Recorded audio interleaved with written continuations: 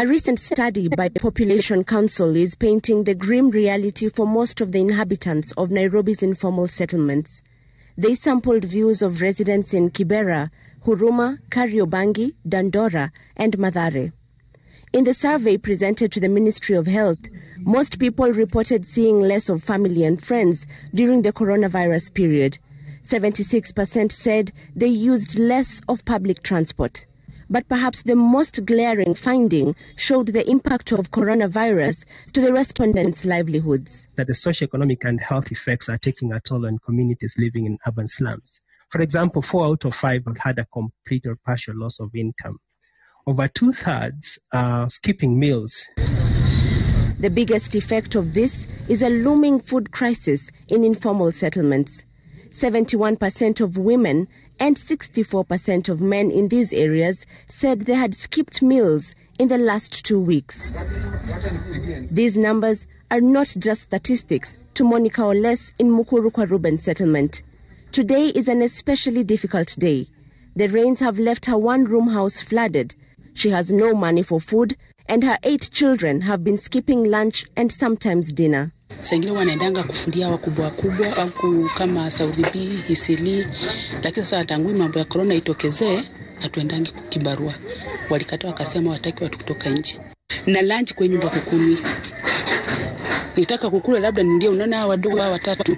Hao ndio wananianga labda kideri ya mbao ama nikope ndio wakule.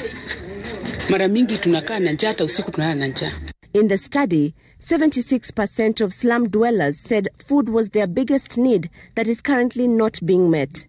Even though various initiatives have been launched to assist the most vulnerable groups in Kenya, only 7% of those who participated in the study said they had received any assistance during the coronavirus pandemic. We actually think that it's been very instrumental in advising the ministry, particularly the community engagement activities, that in particular we need to think about providing food because we risk a secondary crisis of hunger alongside coronavirus. This additional financial pressure has meant that people are unable to obey government's directive to stay at home. 84% of men said they had left their homes in the last 24 hours, while 76% of women said they had left their houses as well. On average, people said they left home 2 to 3 times a day. Mzee naye kuna wakati alikuwa mgonjwa hii TB ambafu hawezi inua kitu mzito, alikuwa fundi. Sasa ikawa sasa yeye ndio tunategemea na yeye ananitegemea. Hata sasa hivi ametoka kidogo. Hata ukimwangalia hawezi inua 5 lita ya maji. Like Monica's husband, a significant number of inhabitants in these settlements fall under the groups with pre-existing conditions.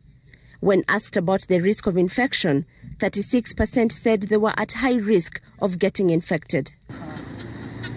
One of the challenges that government was anticipating in response to the new coronavirus was how to deal with Kenya's complex demographics. Such studies can become crucial links in not only addressing people's urgent needs, but in stopping the spread of the new virus in dense population. Ashamwilu, Citizen TV.